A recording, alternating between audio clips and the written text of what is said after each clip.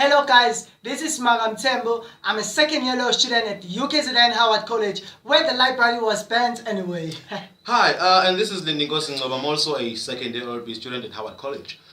We just want to respond to Uncle Becker's argument about the video that has been posting on Facebook about the current fees must fall strike. We just don't agree with the nigger, man, and we just want to respond to that. We tried inboxing him earlier and he didn't respond to us. He only responded once, and thereafter he ignored us. So we figured that maybe this video will grab his attention, and that maybe some of you out there who agree with us will get some support from this video. So on the first leg of Mr. Becker's argument, he's alluding to the idea that education is a privilege. What? But a privilege is something only a few people have. So when he's saying education is a privilege, he's condoning the fact that education is only accessible to a few people. Education is actually a right, not just any right, but a right protected by the Constitution. Chapter 2 of the Constitution, Chapter 2, Section 29, subsection 1b of the Constitution, which reads, Chapter 2, Section 29, subsection 1b of the Constitution reads, everyone has the right to further education, which the state, through reasonable measures, must make progressively available and accessible. Let me remind you this. This is the transformative constitution. It is the new constitution written after 1994, after apartheid in the democratic state. This constitution aims at addressing the injustices of the past. We know that non-whites were denied quality education. Black people could not afford quality education. This constitution guarantees everyone higher education. And then he says education is a privilege. Oh my God. I don't know whether it's a novel that he read while driving a truck that taught him that. I don't know. But moving on to the second leg of his argument, where he's criticizing the student behavior when they engage themselves in violent protest. Now, I just want to ask something. Are we trying to achieve something here, or are we just playing games? Because if you're playing games, then you can just do whatever. But if you actually want to achieve results and actually want the fees to fall, we can't afford to play. We have to do like everything possible to ensure that we get what we want. I mean, is there any revolution in history that was non-violent which produced the desired results? Not a chance. There is none. Let me take you back to the South African Revolution during the apartheid era. It was the ANC, the ruling government right now, which deployed Umkhonto weSizwe to make the country ungovernable. As per se, the command of the authorities, Otambo, who said, make the country ungovernable. And that was when the apartheid government had us, when we revolutioned against the apartheid. And secondly, USA, Martin Luther King was assassinated. And it was through violent protests that black people were had in the United States of America. Let's talk about Zimbabwe. Zimbabwe gained its independence through violence led by President Robert Mugabe. So why are you telling us not to protest violently?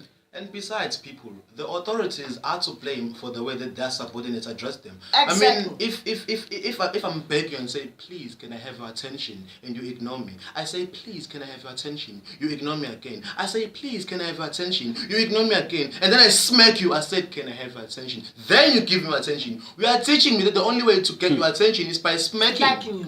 So moving on to the next issue, which is the biasness of the system. This system of South Africa, you know, it's like it favors the rich while oppressing the poor. It's a filter system. It's like it's saying you rich gets more rich. Send your kid to school because you can afford, by the way. What about me, the poor? I'm from the rural areas. My mother cannot afford this steadily increment of the fees. So the system of this country is oppressing the poor, which is not right. We are standing up against that. Now, moving on to the issue of free education. Now, let us not delve into the issue of whether we can afford free education now or not. Why? Because we, as the masses, as the citizens, we don't have access to the state's economic records. When I say records, I mean we have to know each and every detail of how the money is spent, how much did they collect, and where each and every cent went. We don't have all those nitty-gritty details, so we cannot make a conclusion whether we can afford like free education now or not. So let us not delve into that. But what we do, however, know for a fact that we can afford for fees not to increase now. I mean, let me just give you an example or give an idea of why it is important for fees not to increase.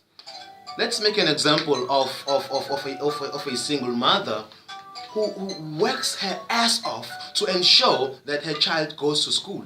I mean, she takes loans, she saves some money, and do some other unspeakable things to ensure that she gets that 20,000 so that she can get her kid to school. And then when she finally gets the 20,000, she takes a shower, she dresses very well, she's singing all the way to the bank to pay the money. And when she goes to pay the money, they tell her that the fees are now 24,000. Where is she going to get the 24,000? And that's just one story. Imagine how many similar stories are there out there. So people, fee increment is an issue. Even if it's 8%, 9%, 10%, it's still an issue. When you save up some money to get a kid to school, only to find out that it is now increased. I mean, like, if the future of that child is totally dismantled, then we can't just have that, because education is our right, our constitutional right. We just, like, come on. When students are trying to get their rights, let us not shoot them. Let us not tear gas them. You know what I'm saying? Yeah. Let's just, it's our right, people. Let us not,